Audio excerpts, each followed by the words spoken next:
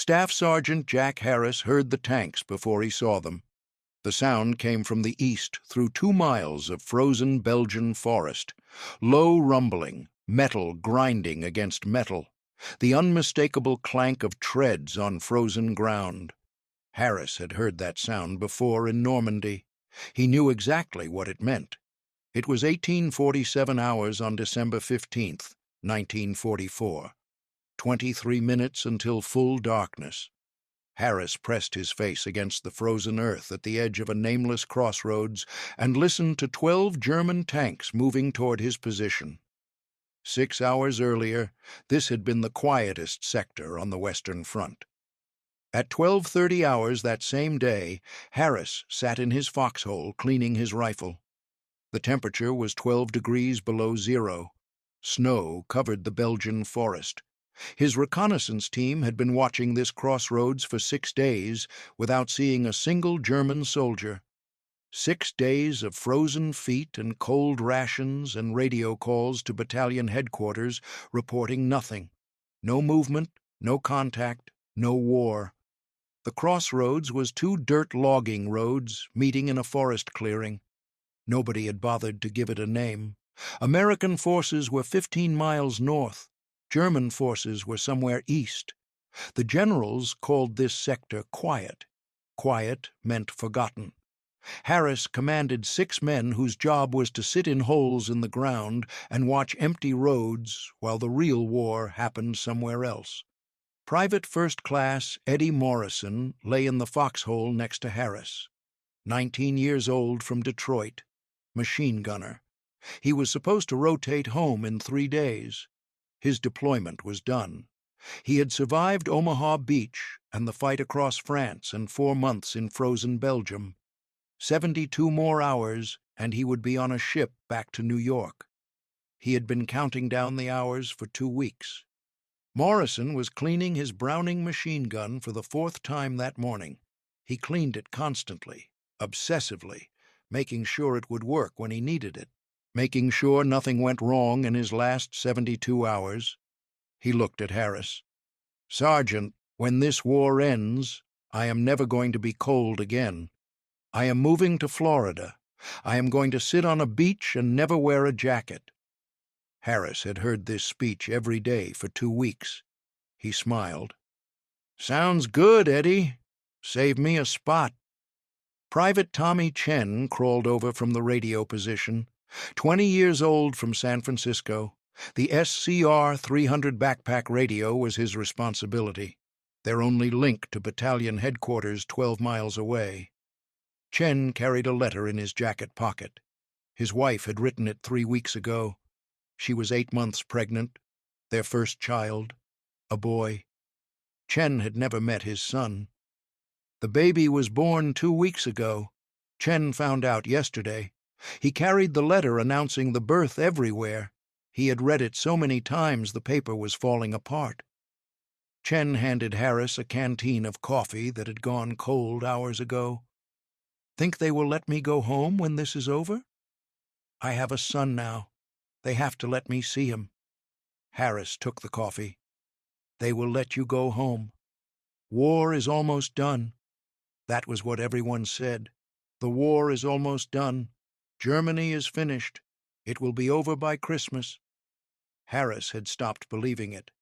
If the war was almost done, why was the 99th Infantry Division stretched across 50 miles of front line? Why were there gaps in the American positions big enough to drive tanks through? Private Carl Jensen sat in his foxhole checking the Bazooka. 22 years old, from Minnesota.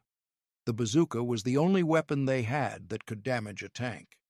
It carried 2 rockets, 2 shots.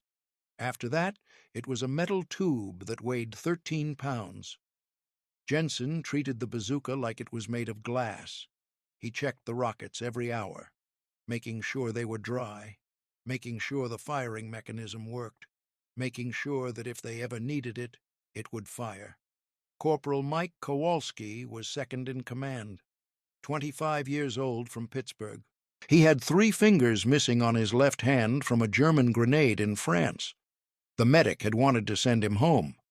Kowalski refused. He said he could still fight with 7 fingers. He was the only man Harris completely trusted to make decisions without orders. Kowalski crawled to Harris's position. His face was serious. "Jack, I have been thinking. When Morrison rotates out in 3 days, we are down to 5 men. How are we supposed to hold this position with 5? Harris did not have an answer. Battalion would send a replacement eventually. Maybe. Private David Foster was the youngest, 18 years old, from Alabama, 3 months in combat. He still flinched every time he heard artillery in the distance. He wrote letters to his mother every night, long letters describing everything except the war. He wrote about the trees and the snow and the food. He never mentioned the fear. Private James Washington was the scout, 21 years old, from Georgia. He could move through forest without making a sound. He had been doing perimeter checks all morning. Harris trusted Washington's eyes more than he trusted binoculars. At 14:30 hours, Washington returned from a patrol. He looked worried. "Sergeant, something is wrong." Harris climbed out of his foxhole. "What did you see?" Washington pointed east. "I did not see anything. That is the problem. The forest is too quiet. No birds, no animals, nothing. Like something big scared everything away." Harris looked east toward the German positions. The forest looked the same as it had for 6 days. Snow-covered pine trees, empty logging roads, nothing moving. "You think the Germans are out there?" Washington shrugged. "I think something is out there." Harris told him to keep watching. Washington disappeared back into the trees. Harris returned to his foxhole. He tried to shake the feeling that something was wrong. The forest was always quiet in winter. Animals went to ground when it got cold. It did not mean anything. At 16:15 hours, Chen received the afternoon check and call from battalion. Major Dawson's voice crackled through the radio static. Harris took the handset. "Any activity?" "Negative, sir. No movement. No contact." "Good. Maintain position. Report anything unusual." Harris handed the phone back to Chen. Nothing unusual ever happened at this crossroads. That was the whole point. This was the quiet sector, the forgotten sector. At 17:30 hours, the sun started setting. Darkness came early in December. Morrison set up his machine gun covering the eastern approach. Jensen checked the bazooka one more time. Kowalski tested the field telephone, connecting them to the artillery fire direction center 3 miles behind the lines. 12 105mm howitzers were positioned to support this sector. Harris had never needed to call them. He hoped he never would. At 1820 hours, Foster was on watch. He called quietly to Harris. "Sergeant, do you hear that?" Harris listened. At first, nothing. Wind through trees. Then he heard it. A low rumbling sound. Distant, mechanical. Morrison crawled to the edge of his foxhole. "Those are engines." Harris grabbed his binoculars and moved to the eastern side of the clearing. He looked down the logging road. The forest was nearly dark. He could not see anything, but he could hear it now. Multiple engines, heavy engines, growing louder. Chen tried raising battalion on the radio. Static. He adjusted the frequency. More static. The SCR 300 had a 3-mile range under perfect conditions. Reception in forests was always bad. Chen kept trying. The engine sounds grew louder. Whatever was coming, it was close. Harris made a decision. "Washington, you are with me. Everyone else, hold position. If we are not back in 20 minutes, call battalion and report enemy movement." Kowalski grabbed his arm. "Jack, if those are tanks, you cannot fight them with rifles." "I am not going to fight them. I am going to see what they are." Harris and Washington moved east into the forest. They stayed off the road, using trees for cover. The sound grew with each step, the rumbling of diesel engines, the squeaking and clanking of metal treads. tank treads. They moved 400 yards through the trees. Ahead, a small ridge overlooked the road. Harris and Washington crawled to the top and looked down. Harris stopped breathing.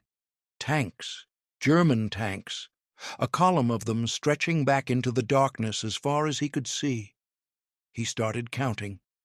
1 Tiger tank, 2, 3, 4 Tigers, massive 60-ton monsters with 88mm guns that could destroy any American tank from a mile away. 3 Panther tanks, 2 more Panthers behind them, another Tiger, 2 more Panthers, 12 tanks total. Behind the tanks, half-tracks, German troop carriers. He counted 15 half-tracks. Each one carried 10 to 12 infantry. That was at least 150 German soldiers, probably more. Washington whispered next to him, "Oh, Jesus! Oh, Jesus Christ!" The column was moving slowly, carefully, engines running low to reduce noise, no lights, no radio chatter. They were trying to stay hidden. This was not a patrol. This was an armored spearhead. This was a full-scale attack. Harris watched the lead Tiger. It was 300 yards away, moving directly toward the crossroads where his 5 men waited with 1 machine gun and 1 bazooka. Behind that Tiger were 11 more tanks and 200 German infantry. Washington grabbed his shoulder and pointed north through the trees. Harris looked. In the distance, maybe 2 miles away, he could see lights, campfires, tents, American positions. The 2nd Battalion, 394th Infantry Regiment, 800 men resting in what they thought was a safe rear area. They had no defensive positions facing south, no tanks, no anti-tank guns. They were completely unprepared for an armored attack. Harris understood. The German column was using the logging roads to bypass the main American defensive line. They were moving through the forest, where reconnaissance was thin. Once they reached the crossroads, they would turn north and drive straight into the undefended flank of the 2nd Battalion. 800 Americans would be surrounded and slaughtered before they knew they were under attack, unless someone stopped the Germans at the crossroads. Harris felt ice in his stomach. The Germans would reach the crossroads in 15 minutes, maybe 20. Battalions said reinforcements would arrive in 4 to 6 hours. The 2nd Battalion would be dead in 1 hour. He and Washington crawled backward off the ridge. They ran through the forest back to the crossroads. Harris was doing math in his head. 12 tanks, 200 infantry, 6 American soldiers, 1 machine gun, 1 bazooka with 2 rockets.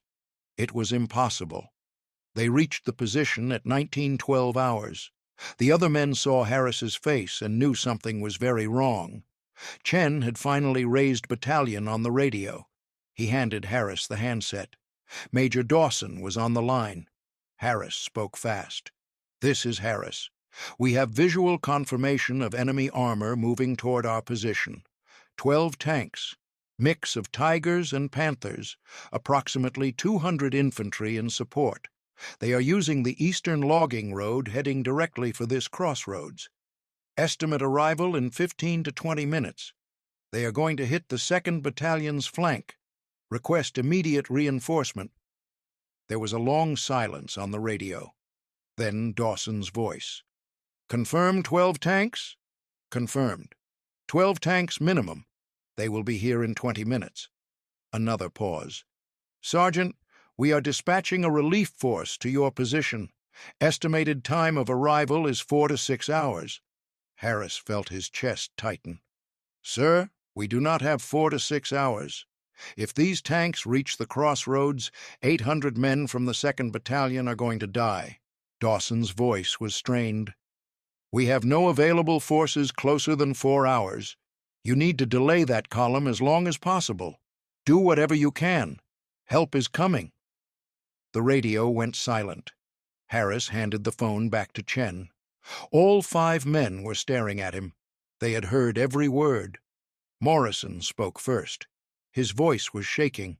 "Sergeant, We cannot stop 12 tanks with 6 men. Harris picked up his rifle.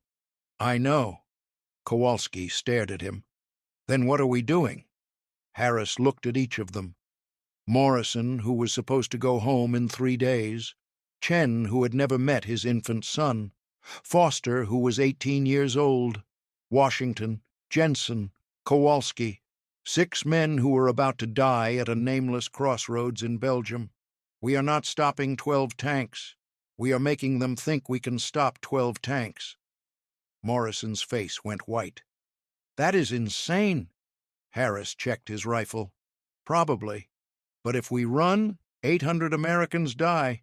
If we stay, maybe we buy them enough time to prepare. Chen's hands were shaking. How long do we need to hold? 4 hours minimum. Maybe 6. Jensen laughed.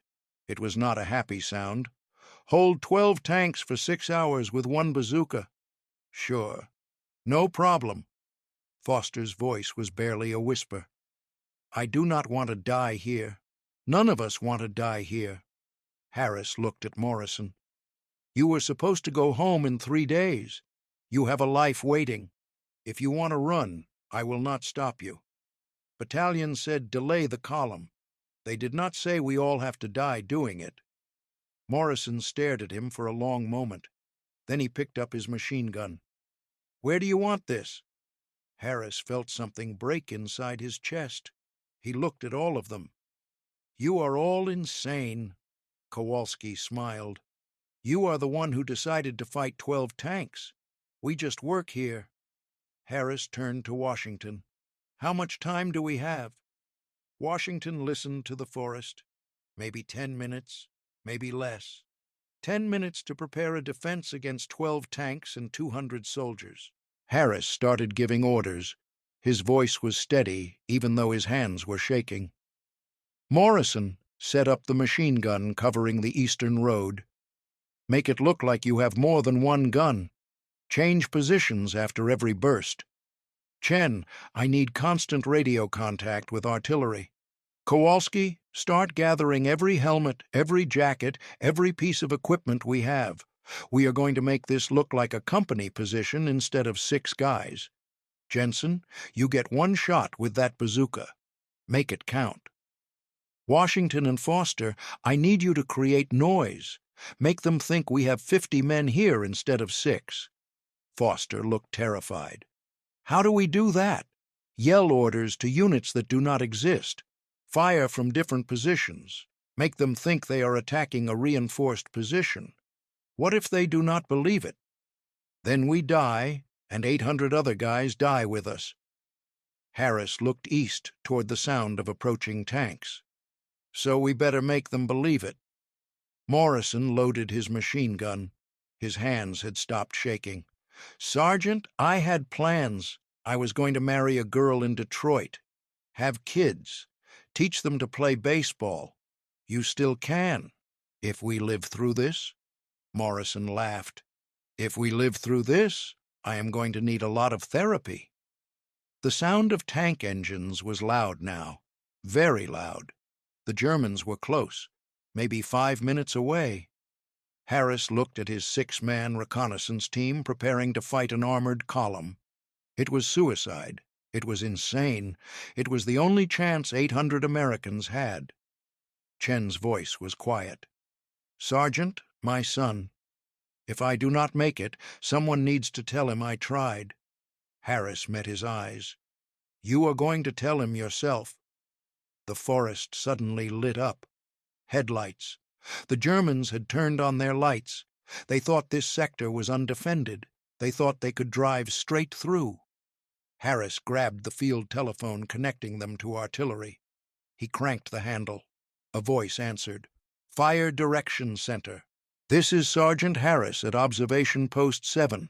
I need fire mission. Enemy armor approaching my position. Prepare for continuous fire support. I am going to need everything you have. The voice on the other end paused. Sergeant, how many targets are we talking about? Harris watched the lights coming through the forest. All of them. I need you to be ready to fire on all of them. He set down the phone. The lead tank was visible now through the trees.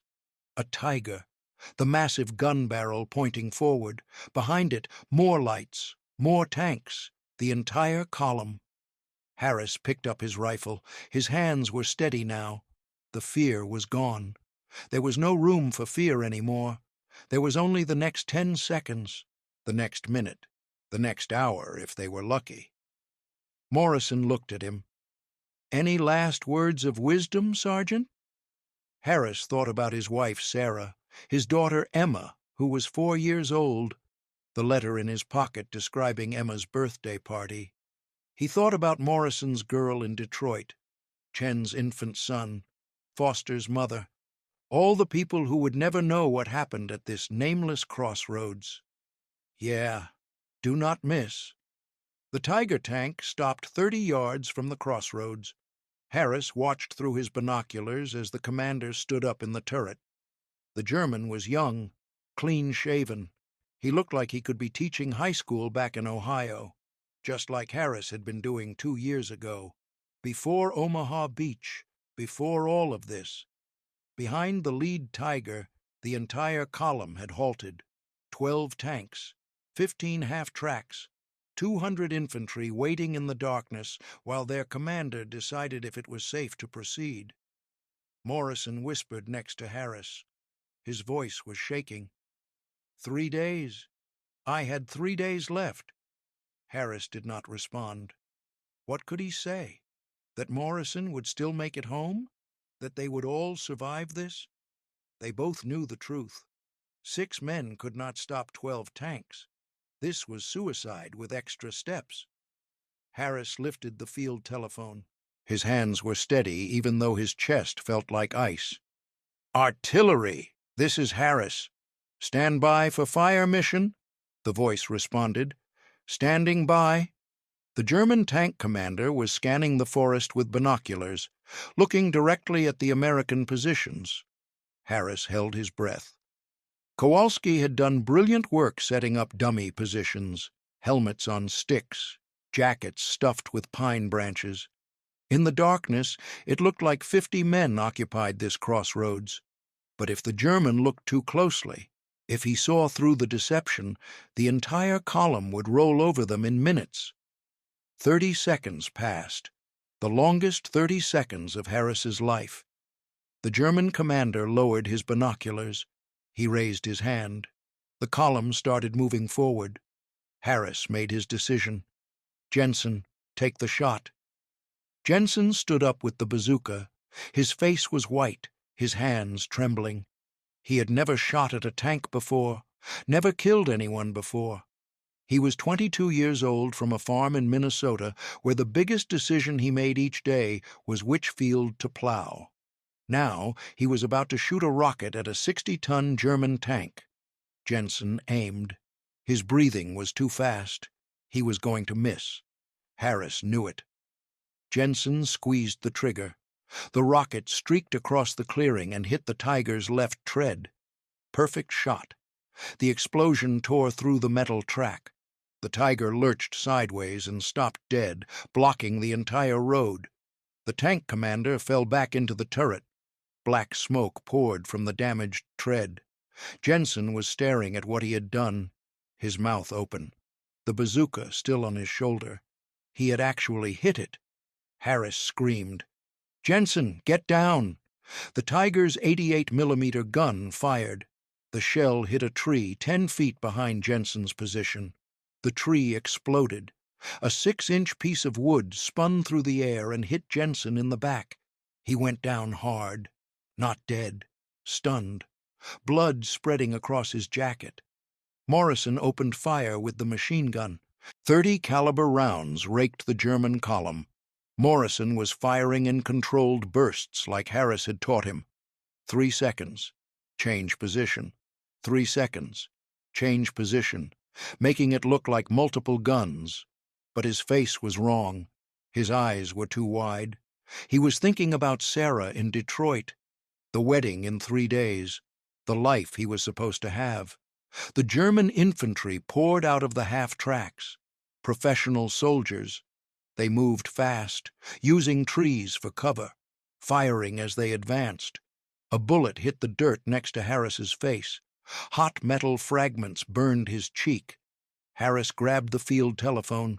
His voice came out calm, steady, like he was ordering coffee instead of calling death from the sky. "Fire mission, enemy armor and infantry at my position. Fire for effect. 18 seconds. That was how long it took for artillery shells to travel 3 miles. Harris counted. 14, quints, 16, 17, 18. 12 105mm shells screamed overhead and landed in the forest east of the crossroads. The explosions turned night into day. Trees disintegrated. Earth fountained into the air. The concussion waves hit Harris like a punch to the chest. His lungs compressed. His vision blurred. Through the smoke, he saw German soldiers thrown into the air like dolls. Others were crawling, screaming. One soldier was on fire, running, still screaming. Harris watched him burn and felt nothing. He should feel something. Horror, pity, anything. But there was just empty space where his emotions used to be. The disabled Tiger fired again, this time at Morrison. The shell hit directly in front of Morrison's foxhole. The blast threw Morrison backward. He landed on his back, not moving. Harris's heart stopped. Eddie. Morrison sat up, blood running from his nose, his ears. He grabbed the machine gun and started firing again. He was screaming now. Not words, just sound. Raw sound. A German Panther tank tried to push past the disabled Tiger. The Panther was smaller, more maneuverable. It got halfway past when its tread caught on the Tiger's damaged hull. The Panther's engine roared, trying to break free, trapped. Jensen had crawled back to the Bazooka, blood soaking through his jacket.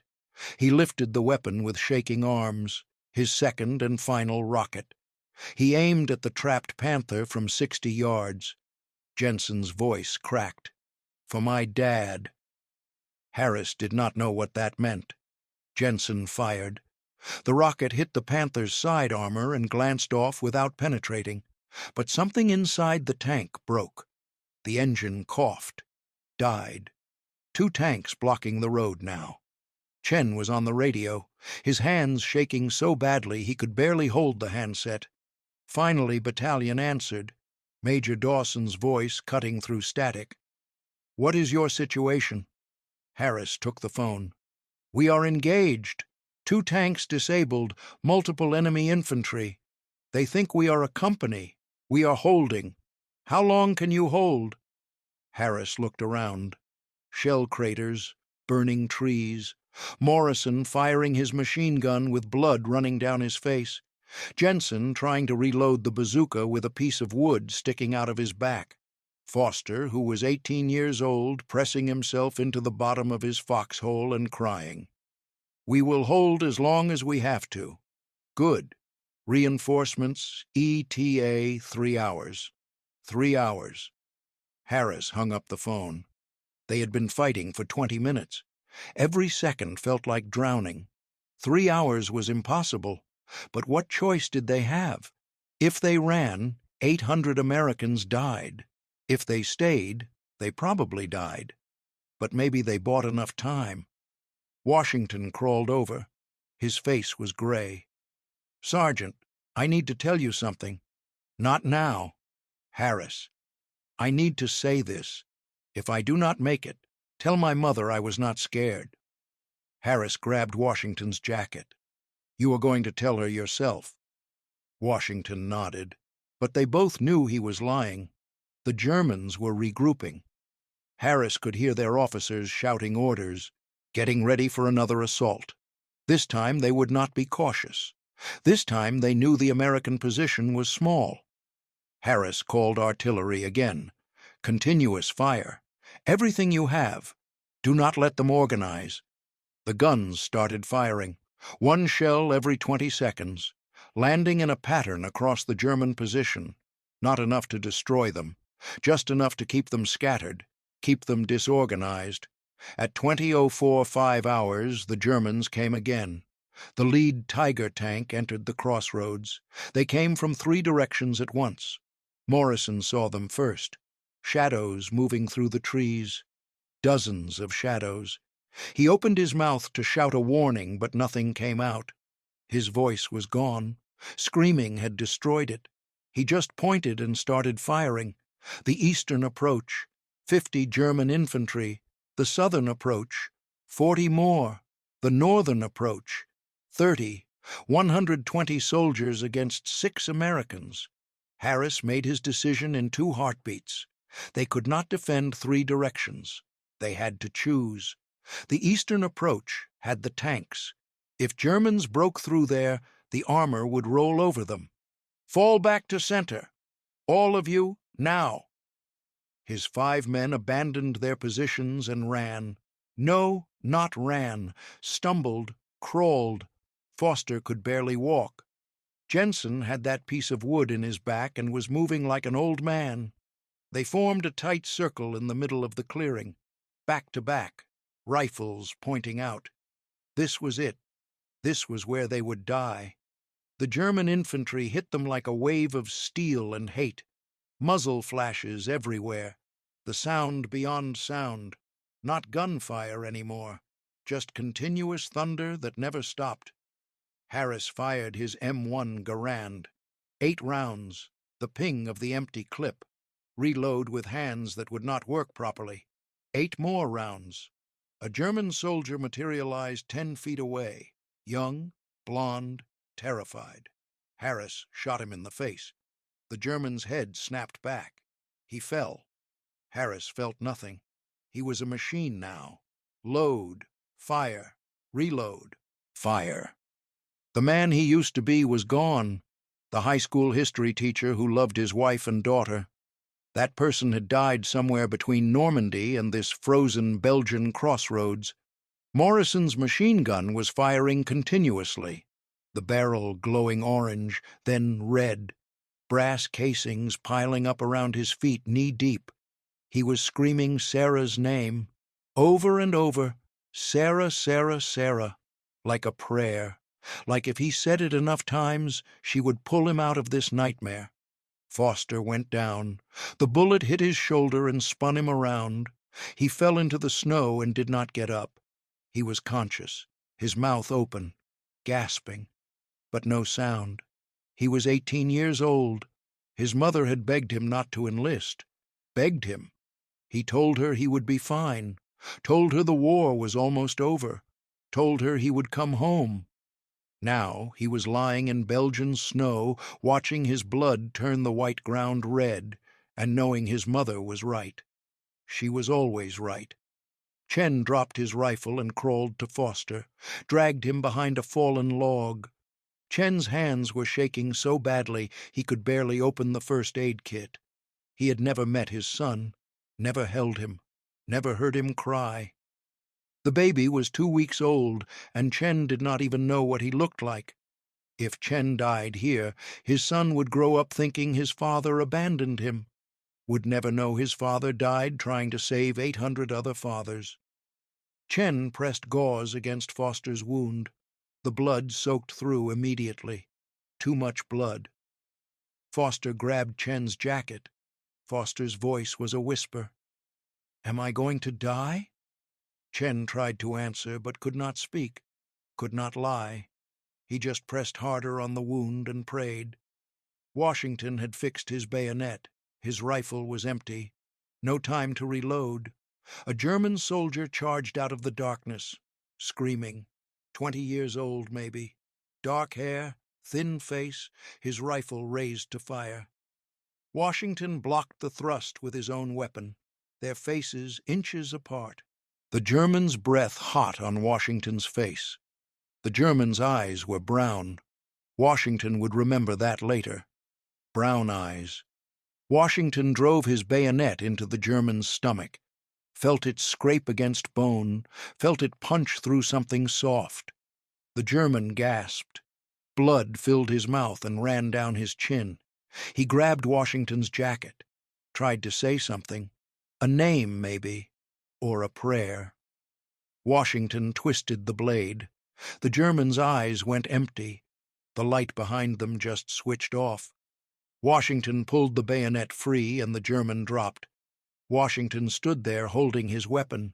The German was face down in the snow, one hand outstretched, like he was reaching for something. Washington bent over and vomited. He had killed a man with a knife, felt the life leave his body. He would never be clean again. Harris grabbed the field telephone. Fire mission, danger close. Drop shells 50 yards from my position. All directions. The voice hesitated. Sergeant, that puts you inside the kill radius. I know. Do it. Are you sure? Harris looked around. Foster bleeding, Chen trying to save him, Morrison firing a machine gun with a warped barrel, Washington standing over a German corpse with vomit on his boots, Jensen with a piece of tree embedded in his spine, Kowalski pressing his hand against shrapnel wounds in his own chest. Yes, I am sure. The shells came down 30 seconds later, landing in a circle 50 yards out. The explosions so close that Harris felt the heat on his face.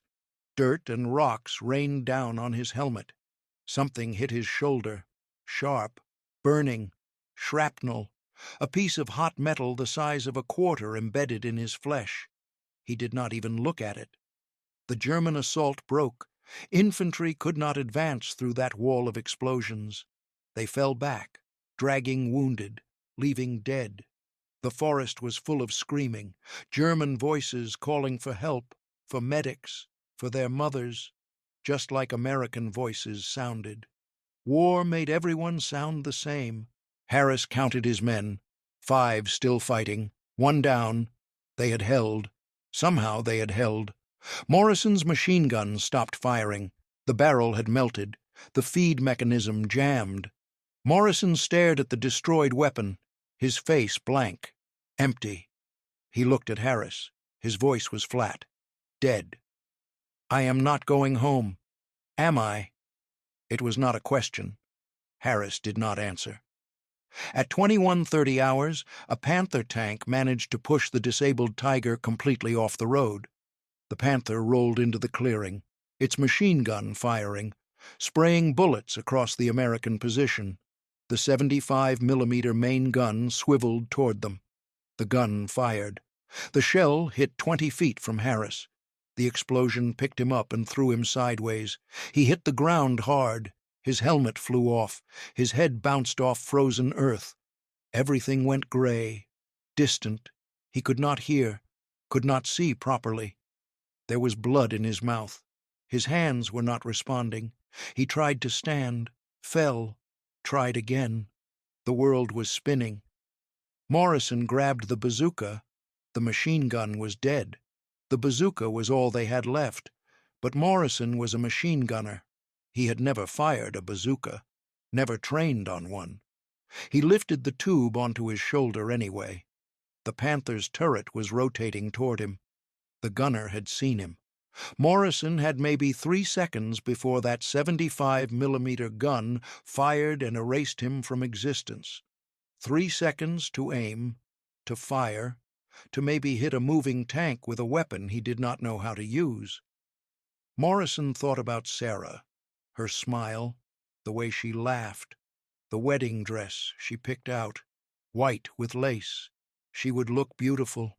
He would never see it. Morrison fired. The rocket hit the Panther's front glacis plate. The armor was too thick. The rocket did not penetrate, but the explosion damaged the tank's optics. The driver was blind. The Panther stopped, started backing up, trying to escape. Harris was on his feet again, moving on instinct. He grabbed the field telephone, blood running down his face, his vision blurred. Fire mission. Fire on the tank. Now. 12 shells landed on the Panther. The explosions could not kill it, but they damaged the treads. The tank was stuck. The crew bailed out. 5 Germans running back toward their own lines. American rifle fire cut down 2 of them. The other 3 made it. 3 tanks disabled, 9 still operational. But those 9 could not get past the 3 wrecks blocking the road. The German advance had stopped. At 22:15 hours, the German commander called in his own artillery. German 88mm shells started falling on the American position. Bigger than American 105s, heavier, more powerful. The crossroads turned into hell.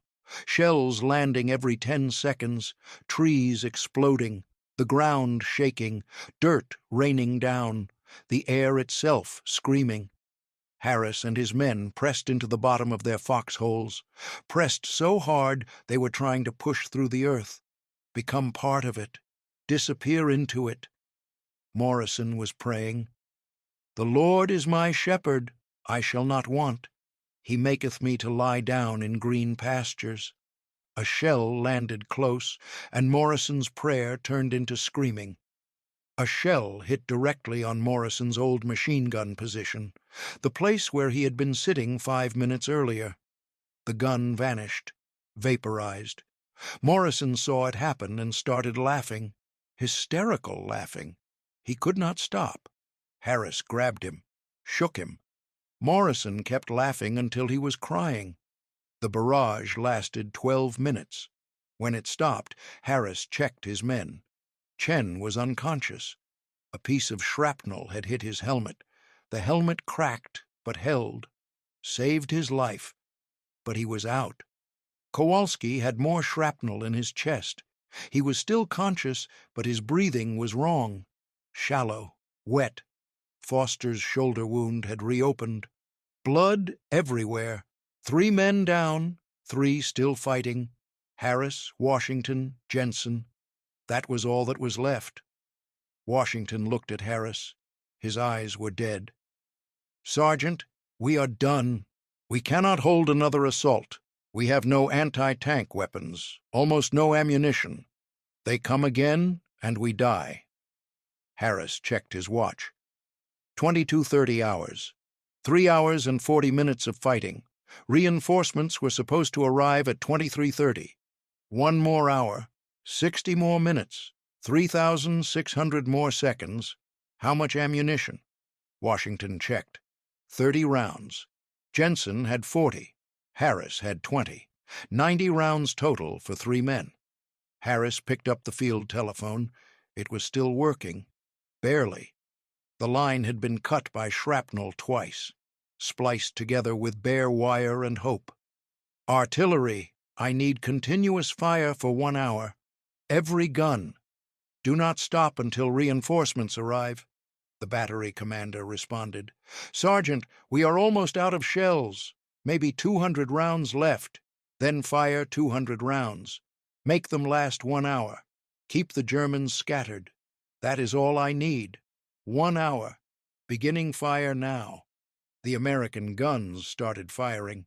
1 shell every 18 seconds, just enough to keep the Germans from organizing, just enough to keep them pinned down, not enough to kill them, just enough to delay them. At 23:15 hours, Harris heard new engines, American engines, tanks, coming from the west. 4 Sherman tanks rolled into the crossroads.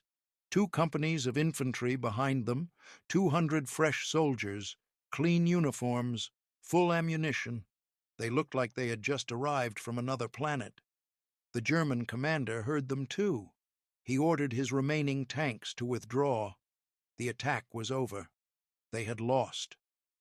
A captain climbed down from the lead Sherman, young, maybe 23. He looked around the crossroads like he was seeing a different world. 3 destroyed German tanks, dozens of German bodies, the forest on fire, shell craters everywhere, blood in the snow. He walked over to Harris. "Sergeant, where is the rest of your company?" Harris pointed at Washington and Jensen. "That is it. 3 of us. 3 more wounded. That was all of us." The captain stared. "You held this position with 6 men?" Harris did not answer. He sat down in the snow. His hands started shaking and would not stop. Morrison crawled over and sat next to him. Neither of them spoke. Chen was being carried to a medical truck, still unconscious. Kowalski was walking under his own power, barely. Foster was on a stretcher, staring at the sky. The captain was still talking. "You stopped an entire armored column with 6 men. Do you understand what you did? The 2nd Battalion had no idea this attack was coming. You saved 800 lives.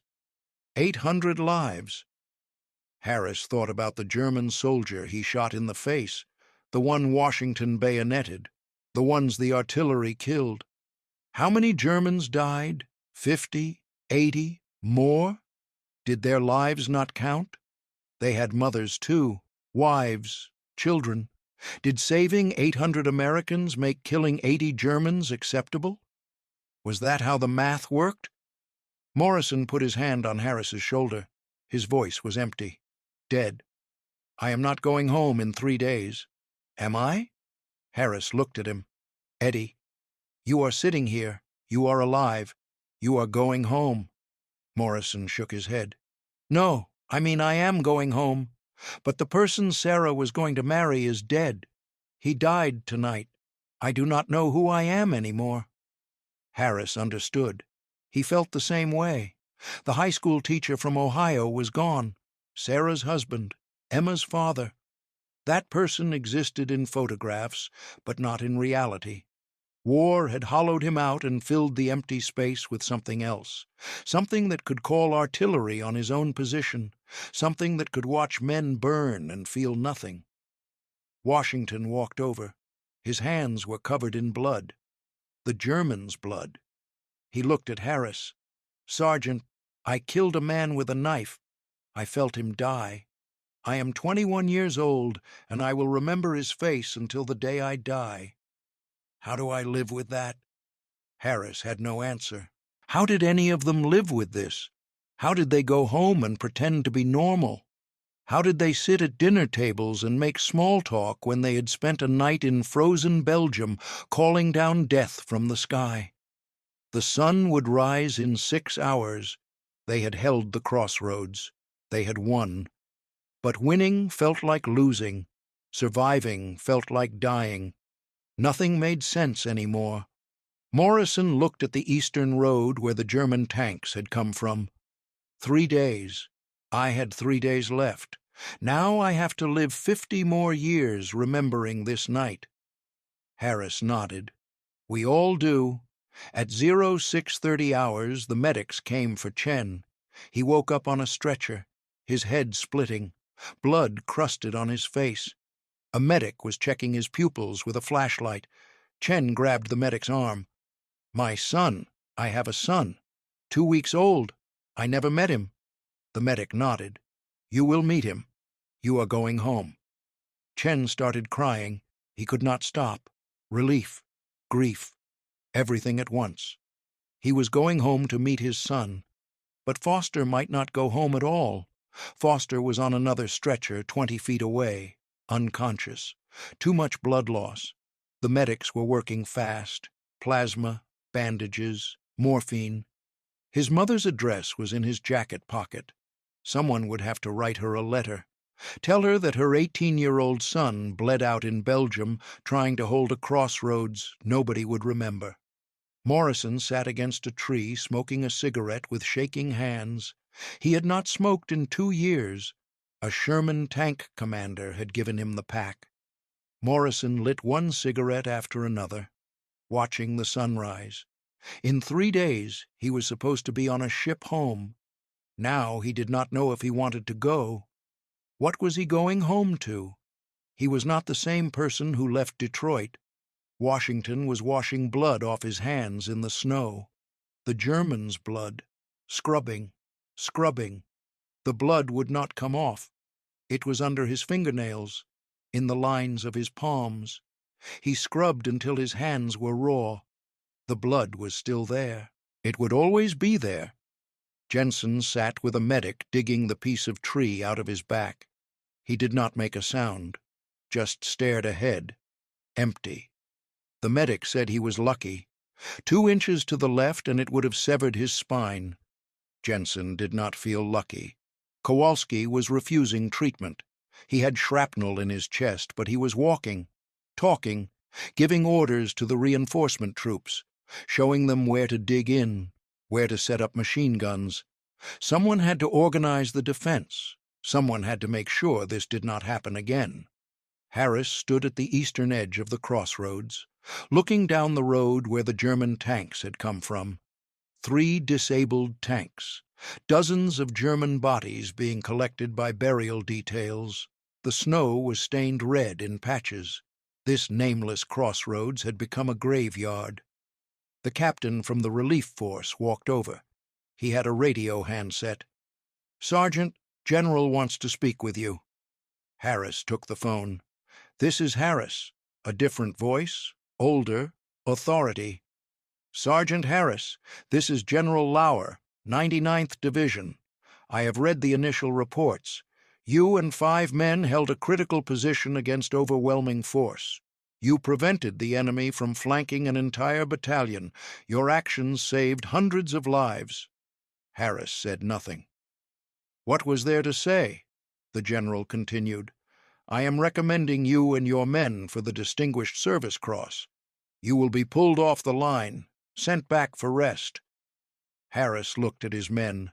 Morrison smoking, Washington scrubbing blood, Chen crying on a stretcher, Foster maybe dying, Jensen sitting empty, Kowalski refusing to stop working. "Sir, I do not want a medal." The general paused. "Sergeant, I want my men to go home. Morrison is supposed to rotate out. Send him home. Chen has a son he never met. Send him home. Foster is 18. If he survives, send him home. They earned it." The general's voice softened. "Agreed. They will go home." "But you earned that medal." Harris hung up the phone. He did not want a medal. He wanted to forget this night. He wanted to be the person he was before, the high school teacher who loved his wife and daughter. But that person was dead, buried somewhere in this frozen forest. At 1400 hours, trucks arrived to evacuate the wounded. Chen was loaded first, then Foster. Still unconscious but alive, stable. He would make it. Morrison climbed into a truck heading back to division headquarters. He looked at Harris one last time. "Sergeant, thank you for everything." Harris nodded. "Go home, Eddie. Marry Sarah. Have those kids. Live the life." Morrison tried to smile but could not. "I will try." The truck drove away. Harris watched it disappear. He would never see Morrison again.